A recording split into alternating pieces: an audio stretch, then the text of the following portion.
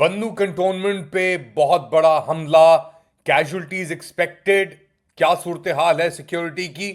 इसके साथ साथ इमरान खान ने अपनी बहनों से क्या कहा, उस पर भी बात करेंगे। और आखिर में जेन मैरियट का क्या किरदार है इस बार पाकिस्तान के फॉर्म 47 मैंडेट थीव्स के साथ। इन सब चीजों के ऊपर आप सबको खुशामदेद। लेट अली शो यू के इस प्रोग्राम पर do like, subscribe and share this content. बात शुरू करते हैं। जो हमला चला बहुत घंटों तक बन्नू कंटोनमेंट के ऊपर, दो गाड़ियों को तबाह किया गया पहले, और अब जो खबरें आ रही हैं हाफिज गुल बहादुर ग्रुप ने इस हमले का की रिस्पॉन्सिबिलिटी उठा ली है।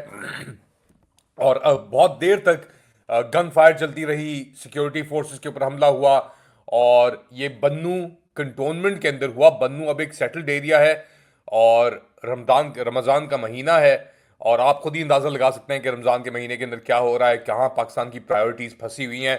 मुल्क भर के अंदर पीटीआई के ऊपर अभी भी तशद्दुद जारी है, लेकिन जो प्राइमरी रिस्पॉन्सिबिलिटीज़ हैं आपके इदारों की, उनके ऊपर ऐसे हमले हो रहे हैं। तो कहाँ है आपकी अफवाज पाकिस्तान?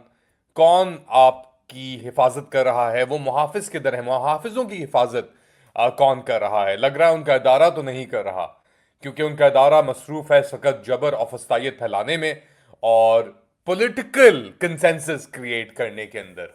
अब इस पॉलिटिकल कंसेंसस के अंदर दहशतगर्द शामिल नहीं होते या उनके खिलाफ लड़ना शामिल नहीं होता। ये फौज सिर्फ निहत्ते लोगों के खिलाफ, औरतों के खिलाफ, बच्चों के खिलाफ, बुजुर्गों के खिलाफ और निहत्ते आदमियों के खिलाफ जंग लड़ सकती है।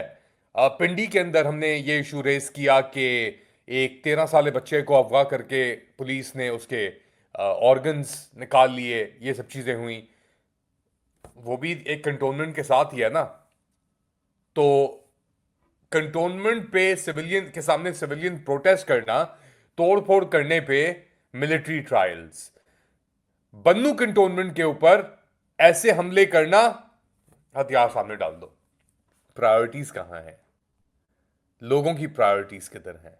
ये एक बहुत अहम सवाल है। लोगों की प्रायोरिटीज थोड़ी मेरे ख्याल से स्क्यू हो चुकी हैं, और शायद इसीलिए अब एक दूसरे के ऊपर इल्जाम इल्जाम तराशी हो रही है। फैसल वावड़ा का बहुत बड़ा एक स्टेटमेंट आया है। उन्होंने कहा है कि जी 60 अरब रुपए चोरी हुए हैं करंट हुकूमत शहबाज शरीफ की हुकूमत के अंडर। बहुत बड़ा स्टेटमेंट है। और ये ऐसे इस वक्त ये स्टेटमेंट आया कि पंजाब की कैबिनेट के अंदर उन्होंने इजाफा कर दिया। उनकी इतनी अच्छी कारकर्दगी थी कि उन्होंने कहा कि अम, हमें कैबिनेट में इजाफा करना चाहिए। शायद लग नहीं रहा कि हमारा काम चल रहा है, तो जाते जाते और लूट मार जितनी कर सकते हो कर लो। अभी तो भी स्कैंडल्स आएंगे इस साल। वीट प्रोक्योरमेंट के ऊपर स्कैंडल आएगा, क्योंकि अब इंपोर्ट करने वाले हैं आप वीट, क्योंकि आपने अपनी फसल को तबाह करके रख दिया है। रेंज का भी उसके अंदर इश्यू हो सकता है। तो खैर ये अब बन्नू के अंदर ये हमले चल रहे हैं, पंजाब के अंदर कैबिनेट भरी जा रही है, और एक और हमला हुआ है कराची और ग्वादर कोस्टल हाईवे के दरमियान। मकोला का एक रीजन है जहां पे 4 गाड़ियों को आतिश की नजर कर दिया गया है, जिसके अंदर एक पुलिस वैन भी शामिल थी। तो मुल्क की पेरिफेरीज जल रही हैं, बन्नू से लेके मकरान कोस्टल हाईवे तक। और आपकी अफवाज पाकिस्तान और लॉ सिक्योरिटी एजेंसीज वो मरियम नवाज के साथ सैर पे निकले हुए हैं चोलिस्तान। और चोलिस्तान के अंदर भी, बाय द वे, हम एक और पेरिफेरी की बात करते हैं तो चोलिस्तान के अंदर भी एक हाउसिंग स्कीम अनाउंस की गई है, मगर वहां पे भी एहतजाज जारी हैं, क्योंकि जिन जमीनों पे कब्जा किया गया था, जिन पे कनाल बना के इरसा से पानी लेके आने की ट्रांसपोर्टेशन की बात की गई थी, वहां पे भी अब मसले मसाइल चल रहे हैं। तो ये सब कुछ हो रहा है एक ऐसे वक्त में जब जबर और फस्तायत की उरूज आपने अबूर कर ली है।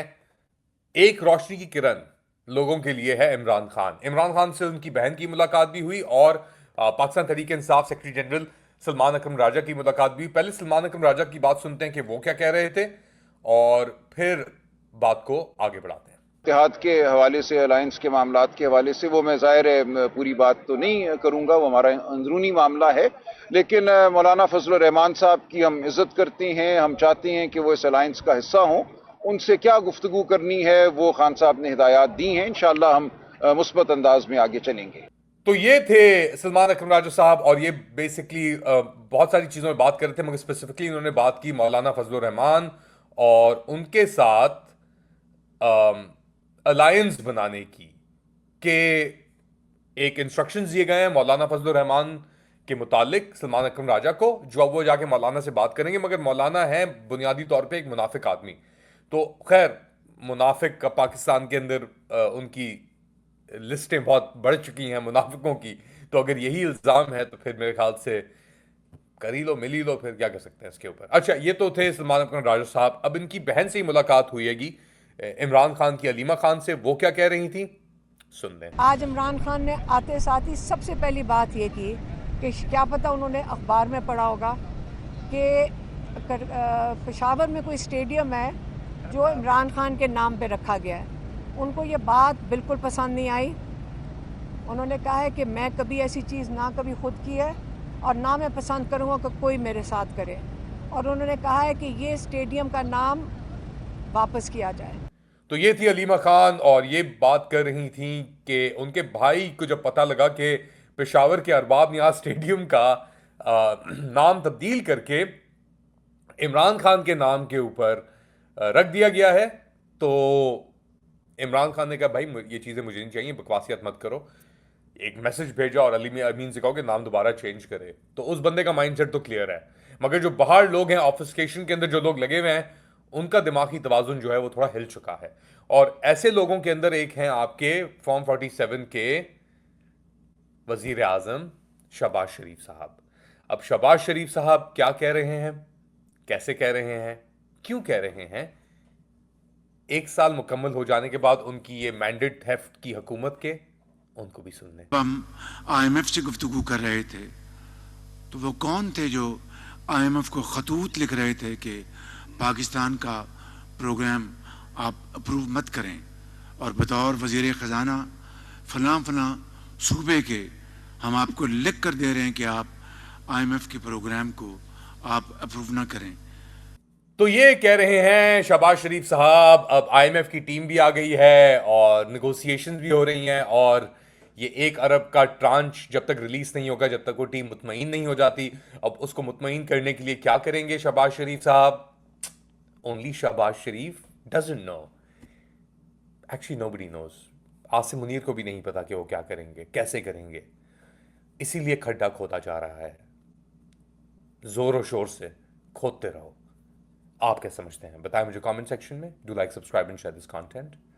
अपना ख्याल रखें, अगली बार तक अल्लाह हाफिज।